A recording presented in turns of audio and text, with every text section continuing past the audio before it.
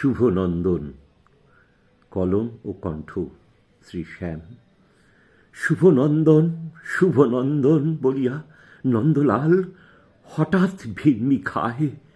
কে বললেন এই কথাটি? শুনিয়া নন্দলাল কান্না জুড়িয়া দেয়।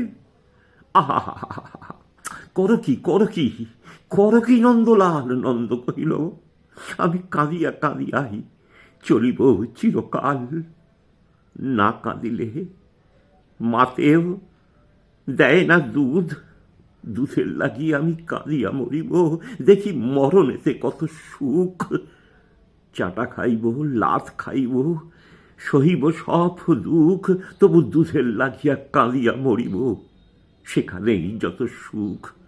কোন বঙ্গভাষার বিশারদ এক আসিয়াছেন হেথা, নতুন নতুন বঙ্গ শব্দ আবিষ্কার করিতেছেন সেথা।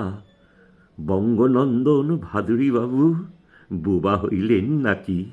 সত্য কহনে আছে এত যন্ত্রণা বুঝি?